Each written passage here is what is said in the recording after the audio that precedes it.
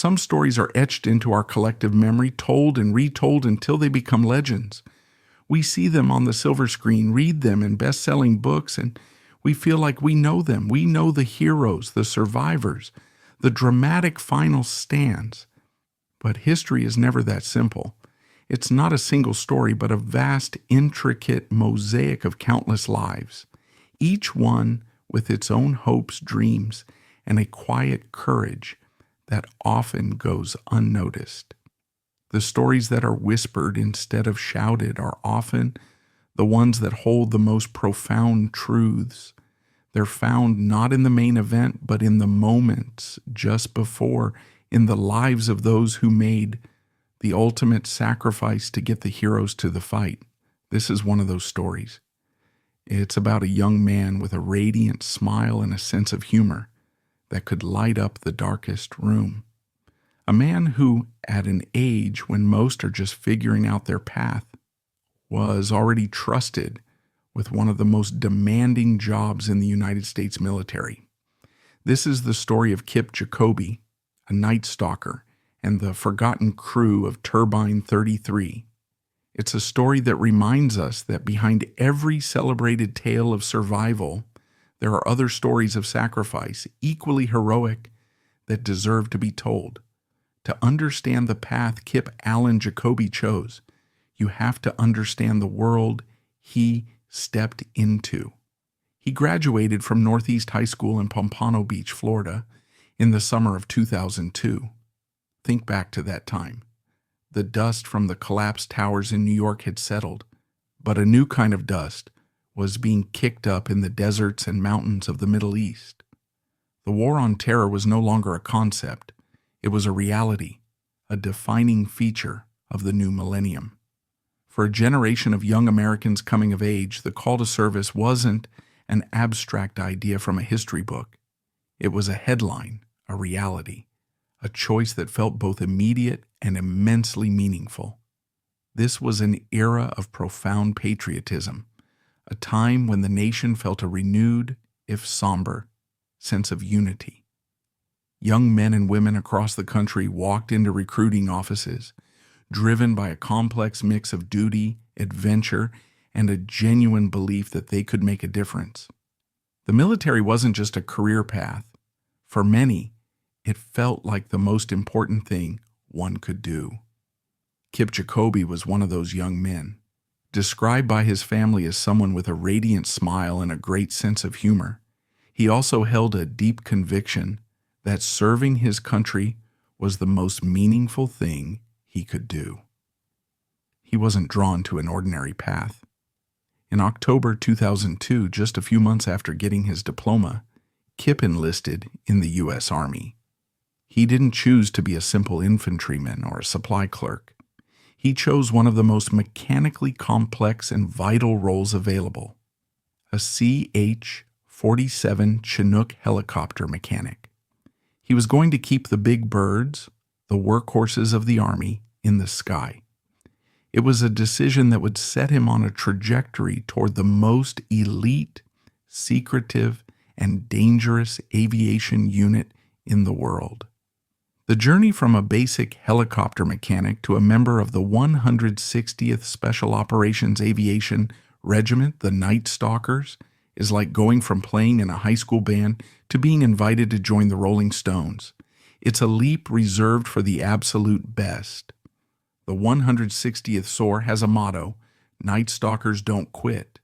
It's less a slogan and more a statement of fact, a prerequisite for even being considered. Their job is to fly the world's most advanced helicopters at treetop level, in total darkness, in any weather, to deliver and retrieve the nation's most elite special operators, Navy SEALs, Army Rangers, Delta Force, from the most hostile places on Earth. For Kip, the first step was mastering his craft.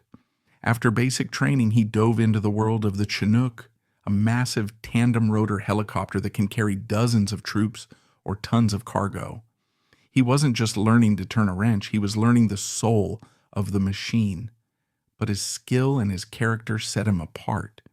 He wasn't content to simply fix the birds on the ground. He wanted to fly with them. In May of 2003, less than a year after enlisting, he was selected for and completed the Night Stalker's grueling basic mission qualification course, known as Green Platoon. This is where the Army finds out who has what it takes. It's a relentless physical and mental beatdown designed to weed out anyone not completely committed, exceptionally skilled, and psychologically unflappable. Kip passed.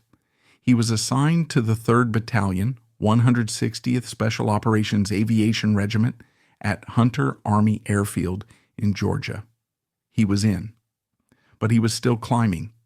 In February 2004, he took another huge step, transitioning to Company B to become a CH-47D flight engineer and crew chief. This is a role that blurs the line between mechanic and warrior. A crew chief is the commander's eyes and ears in the back of the aircraft. They manage the cabin, operate the door guns, scan for threats, and are responsible for the lives of every passenger. They are also expert flight engineers, able to diagnose problems in the air, under fire, in the dead of night. It's a position of immense trust and responsibility. Think about this.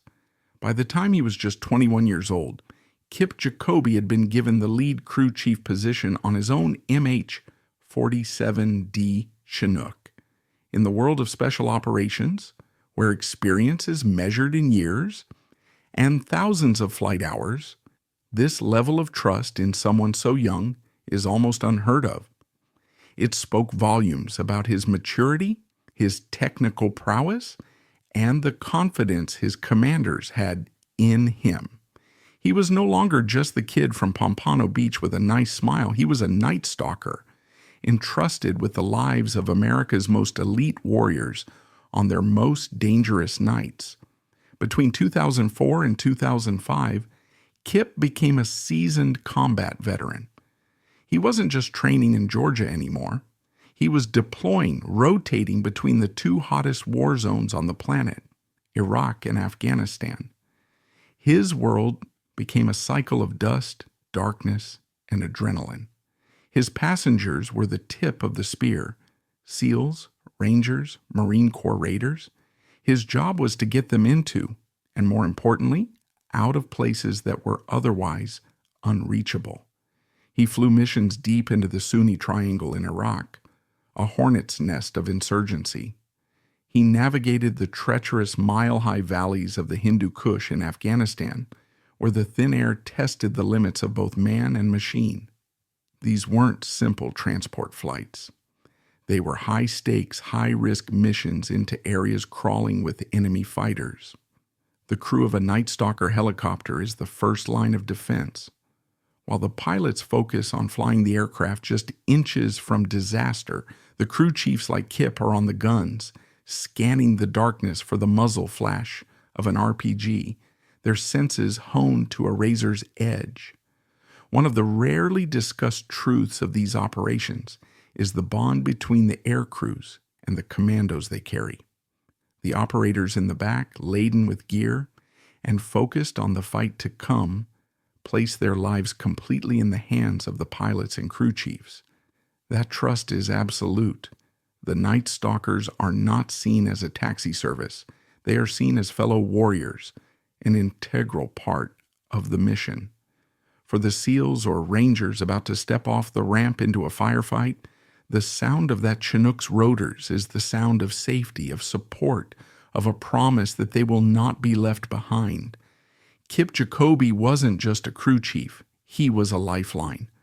A friend of his recalled a conversation that perfectly captures Kip's spirit. He was asked if he was scared flying these missions night after night. Kip just shrugged, smiled that signature smile, and said something to the effect of, "It's what we do. Those guys in the back are counting on us. We're not going to let them down." He was 21 years old, carrying the weight of the world on his young shoulders, and he carried it with a grace and professionalism that belied his age.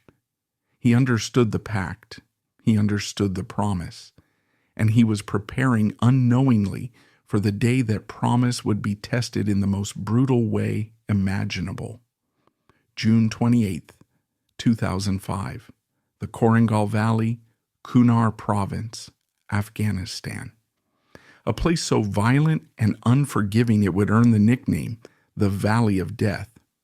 On this day, a 4-man Navy SEAL reconnaissance team, call sign SDVT-1, led by Lieutenant Michael Murphy, was compromised during a mission codenamed Operation Red Wings. They were in a desperate firefight, outnumbered and surrounded by a much larger force of Taliban fighters under a local leader named Ahmad Shah. They were taking casualties and were in immediate danger of being overrun. Their last desperate call for help went out. The call went to the Quick Reaction Force, or QRF, stationed at Bagram Airfield. The response was immediate. The Night Stalkers were spun up. 2 MH-47D Chinooks from Kip's battalion were tasked with the rescue. Their call signs were Turbine 33 and Turbine 34. On board was a rescue force of 8 more Navy SEALs and the 8 Night Stalkers crewing the helicopter. Sergeant Kip Jacoby was the crew chief on Turbine 33. The mission was fraught with peril from the start. Communications were spotty. The exact location of the SEALs on the ground was unclear, and they were flying into a known enemy stronghold in broad daylight, a violation of standard Night Stalker procedure, but one necessitated by the extreme emergency. They knew they were flying into a trap. Everyone on that helicopter knew it, but the warrior ethos, the promise that you never leave a brother behind, overrode everything else. Turbine 34 went in first, attempting to find a place to land, but immediately drawing heavy machine gun and RPG fire. They were forced to pull back. The command was made for Turbine 33 to try. As they approached the estimated location of the embattled SEAL team, they found a small clearing, a potential spot to put the SEALs on the ground. The pilots, Chief Warrant Officer 3, Corey Goodnature, and Chief Warrant Officer 4, Chris Schirkenbach, skillfully maneuvered the massive helicopter, hovering precariously over the uneven, sloping terrain. In the back, Kip Jacoby and the other crew chief, Sergeant First Class Marcus Morales, would have been at their posts, preparing to fast rope the SEALs down. They would have been scanning their sectors of fire, manning their miniguns, their eyes straining to see the enemy they knew was hiding in the rocks and trees all around them. The 8 SEALs in the cabin, led by Lieutenant Commander Eric Christensen, were ready, poised on the edge of the ramp, about to descend into hell to save their friends. It was in that moment of extreme vulnerability, with a helicopter hanging in the air, its engine screaming against the thin mountain air, that the unthinkable happened. A Taliban fighter hidden on the high ground shouldered an RPG-7 rocket-propelled grenade. He aimed for the largest, most exposed target. The projectile streaked across the small distance, a trail of smoke marking its path. It didn't hit the engines or the cockpit. It flew directly through the open rear ramp and detonated inside the troop compartment. The explosion was catastrophic. The fuel lines and hydraulic systems were instantly severed. The cabin was turned into an inferno. The helicopter, mortally wounded, shuddered violently. The pilots fought for control, but there was none to be had. Turbine 33, carrying 16 of America's finest, lurched, rolled over, and plunged down the side of the Sautalosar mountain. The impact was devastating. There were no survivors. In the aftermath, the story of Operation Red Wings became globally known, largely through the book and subsequent film, Lone Survivor, which focused on the harrowing experience of Petty Officer Marcus Luttrell, the sole survivor of the original 4-man SEAL team. It's a powerful and important story of endurance and courage, but in its telling, The immense tragedy and heroism of the men on Turbine 33 often became a secondary plot point, the devastating event that escalated the crisis. For the Special Operations community, and particularly for the 160th Special Operations Aviation Regiment, the loss of Turbine 33 was not a plot point. It was the single deadliest day in their history. It was a wound that cut to the very core of their soul.